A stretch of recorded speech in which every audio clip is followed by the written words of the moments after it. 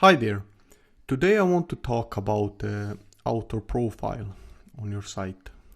The author profile is especially useful if you have several other people adding content on your website. So there are two ways to modify your own author profile on.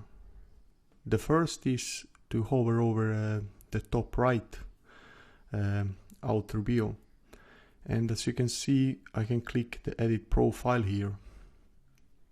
However, I like to do it on the other way, which is to hover over users and then click on all users. Now obviously I am the only one user on this site, so you will only see yourself listed under the users. However, later in this lecture I'm gonna add a new user, but first I want to check out my own users. So I'm gonna just click on edit, and then I will be taken to the profile settings of this author bio. So the first thing you can disable is the visual editor. If you reckon in the what you see is what you get lecture, the visual editor is basically the one we created the post in, and if you disable it you will only be left with the text editor or HTML editor, which is not user friendly at all. So I recommend you to leave this as it is. Next we have the admin color scheme.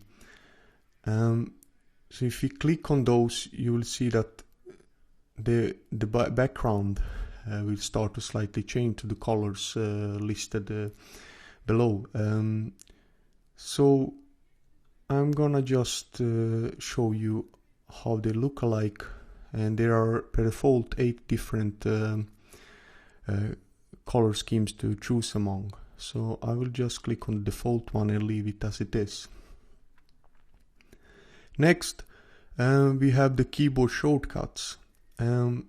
You can enable keyboard shortcuts for comment moderation, and if you click on the more information link you will see that there are a bunch of different keyboard shortcuts that you can enable. So I'm gonna just leave that as it is, because I usually do not enable shortcuts for comment moderation, but it is up to you to decide whether you want to do it or not. Now the show toolbar when viewing site is an interesting one. It is simply the top one you see under the URL box. So the one up here is simply appearing if you select this box, and if you unselect it, it will disappear next time you log in. So username, as you can see to the right, it's the WordPress states that username cannot be changed. Of course, everything in WordPress can be changed. However, this requires you to go inside the database of your site, which is not something I recommend you to do if you are new to the world of WordPress. However, once you get familiar with how WordPress works, you might want to experiment with this, and you are free to do so, but be aware of that you can easily destroy your whole site if you are not careful. First name is just as it sounds. You enter your first name, and I'm just gonna go ahead and enter my own first name, and in the last name I'm gonna enter my own as well. Nickname. Now here you can set whatever you want. As you can see, per default my own email address is listed there. However, I will use my initials, MH. You can also choose to display name publicly as whatever you want. So I'm going to just choose my initials. Email is required under the contact info, and the website is optional. And here about yourself, the biographical info. this part is going to appear at the top of each post that you publish on your website. So whatever you type in here is going to appear first in each post that you publish. And the profile picture is just as we did in the Gravatar lecture. And under the account management you can generate a new password, and also the last one, you can log out yourself everywhere else. If you are, for example, logged in inside another computer, you can do that. So let's add another user. To add a new user, you just need to click on Add New under the Users section.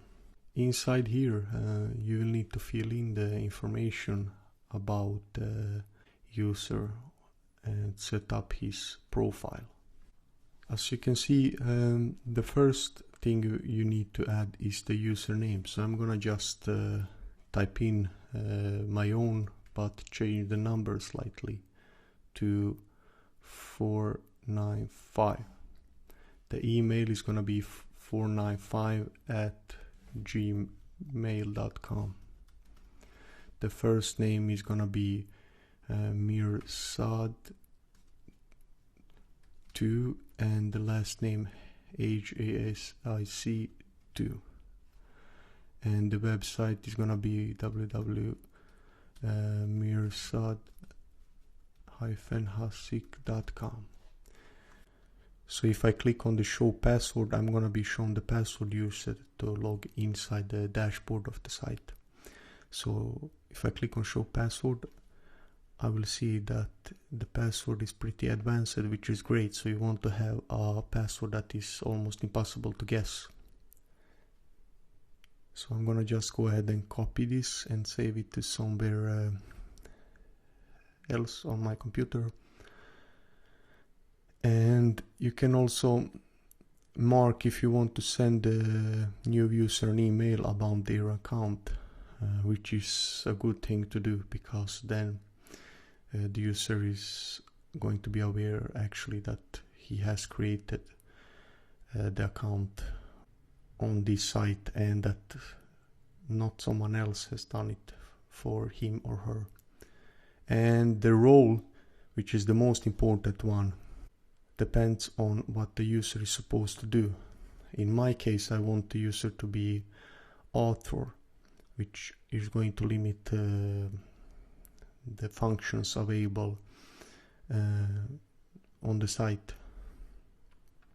I do not want anyone else beside me to be the administrator, because what that basically means is that the user is going to get access to all the functions that I can access, which means that they are pretty much free to do whatever they want. So I'm gonna just go ahead and choose author and click on add new user. As you can see here, the new user has been added. So I'm gonna log out of the profile, my own, and then I'm gonna log in with the user I just created. So I'm gonna just type in the username and then paste the password that I copied in the previous step. And then I'm gonna choose remember me and click on login. And I'm gonna just choose to save password. And as you can see, the user has a slightly different dashboard than I have, or the admin account. So he can add posts, he can upload media, he can see the comments for the post, contact, he can change appearance, he can see his profiles, and he can use the tools. And this is basically what the user can do. So this is how you set up a new user in WordPress, and there are a limited amount of users that you can set up. Personally, I think this is really useful because Once your site grows, you will want people to contribute with their own content. This was it for this lecture, and now let's move further in the course.